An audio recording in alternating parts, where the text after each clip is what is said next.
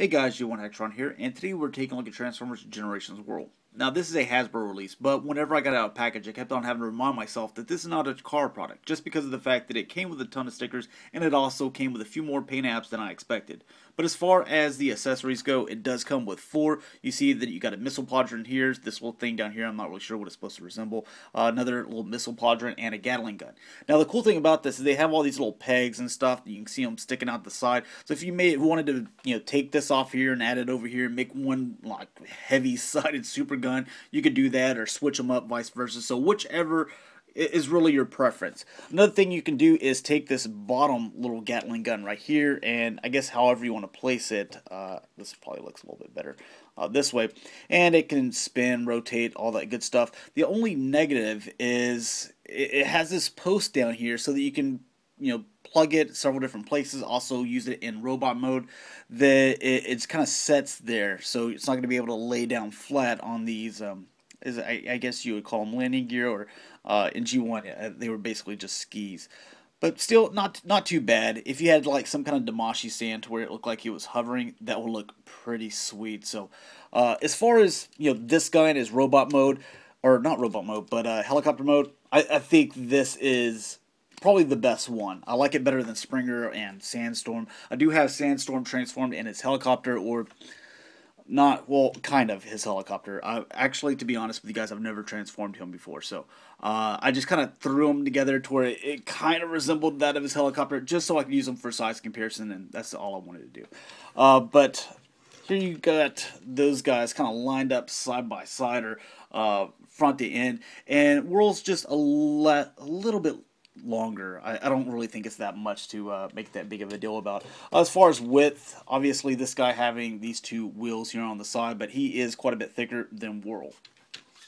In robot mode, I think this guy's a little bit taller, but we'll get into that whenever we get to that size comparison.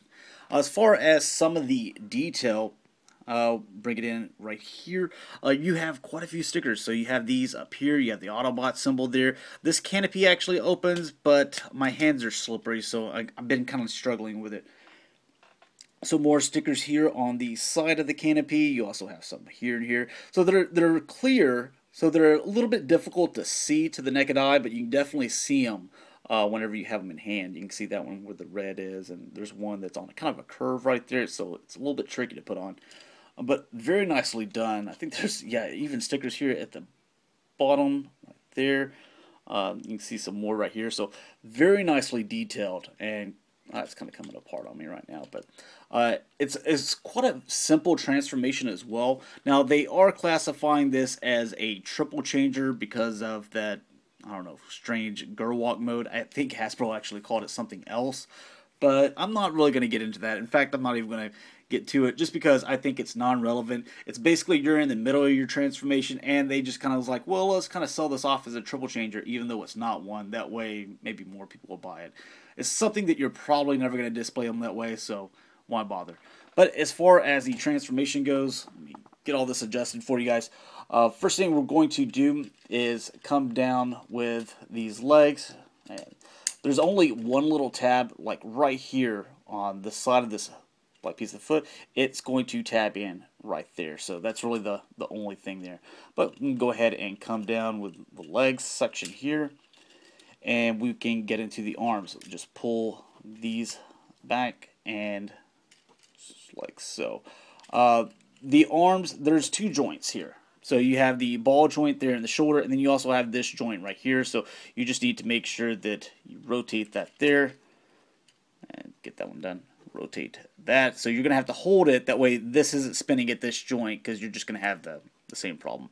Then when we get that done, these will come out. You can spin those around, and we'll reveal his little clamps or hands or whatever you want to call them a little bit later on. Go ahead and get that out of the way. With the leg section, 2 different ways you can do this, so it's totally your preference. Get out of here, man. You see the openness here, and this is actually supposed to go on the outside, to where you would have the 2 little toes in the front and the 1 little heel spur. Now I've heard some people say that they actually prefer spinning it this way because you get the solid on the outside, and you know, kind of that ugliness where it's all hollow and stuff is on the inside. The only thing that's negative to this is you're only going to have that one little blue toe in the front, and you're going to have the back heel spurs like this. And also the main thing, in my opinion, is you're taking away from, you know, the sticker that you're going to put on here, but also this nice metallic painted blue, which I think really brings the figure out versus, you know, just the light blue plastic. So you do have a couple of stickers on there, but you know, just personal preference, whatever you prefer. But I'm going to do it the correct way. It's also the way that I'm going to display them as well, so that's the way we're going to do it.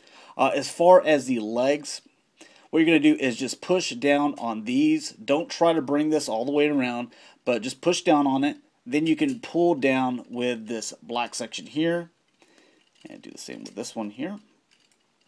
And I want to make sure that you can see this part. There's this little notch right there, and to where you come in with this, and that'll just plug into place. I'll do the same thing with that one.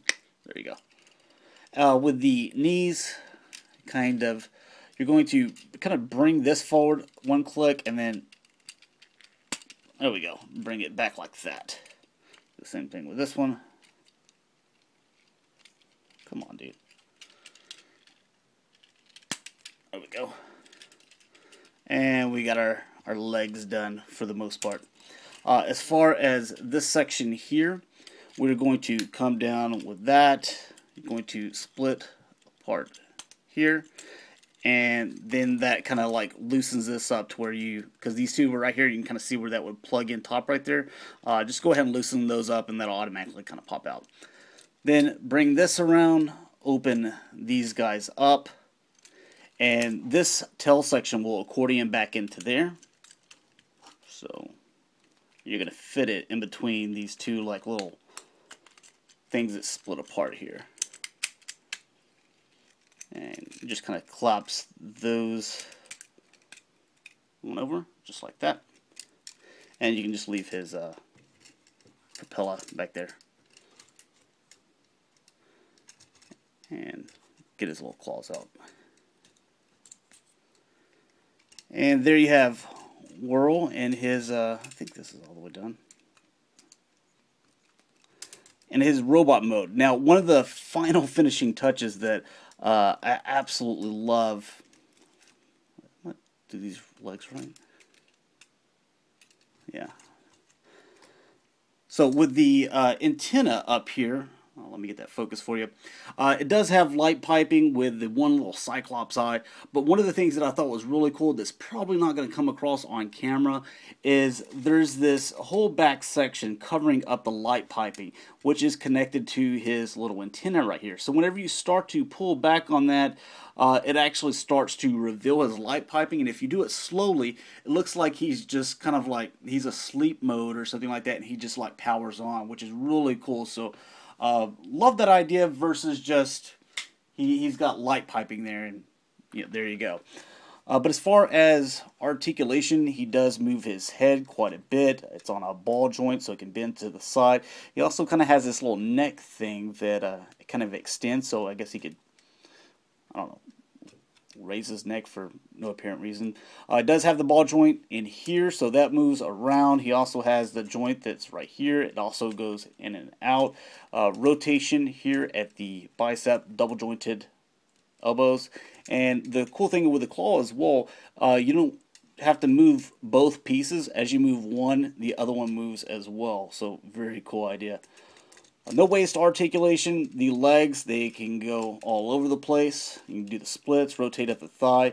You kind of saw the knee configuration. It's kind of chicken leg, but you know, what are you going to do? Nothing in the foot, but very cool little figure.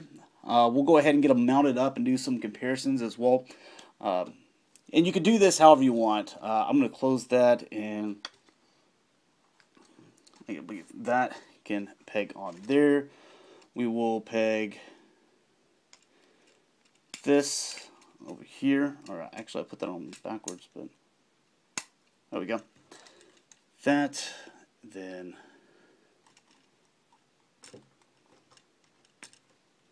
we'll peg this one over here. And we can give him his Gatling gun. Maybe it goes this way. There's just a lot of little ports and things that you can put in different places, which I think are really cool. But there he is. Give you guys a little 360. I do like him. You can see all the nice little stickers. You can see it a little bit better on the blue here on his chest. I put his Autobot symbol a little bit too high, but not too bad. And he stands just fine. It's just, I don't know, those knees are a little bit funny, but what are they? I guess what are they gonna do? I mean, the figure came out looking really nice as far as robot, and also in his helicopter mode. But comparisons, here we have Generation Springer, and I know a lot of people said that this is probably one of their favorite 2013 figures as far as the Hasbro car version goes. I think that this guy's just right up there. I'm not going to open Rhinox. I'm actually doing a giveaway with that, so and also I bought another Whirl to do a giveaway, so I'll probably let you guys know how I'm going to do that on this week's Cybercast, so here in tomorrow, yeah. And I'll let you know what I'm going to do with the giveaway there. So there is Masterpiece Smokescreen, and then there is Armada Starscream from the Hasbro, which I'm probably going to be giving that guy away as well. So quite a few things, but thanks a lot for watching, guys. Hopefully you enjoyed. Go check out the website, www.cybercastnetwork.com. Also follow us on Twitter there, CybercastNet, or you can follow me. My personal one is G1Hextron. So thanks a lot for watching, and I will talk to you guys later. See you on the Cybercast Saturday, 6 p.m. Central Standard Time, and you can find out about the giveaway.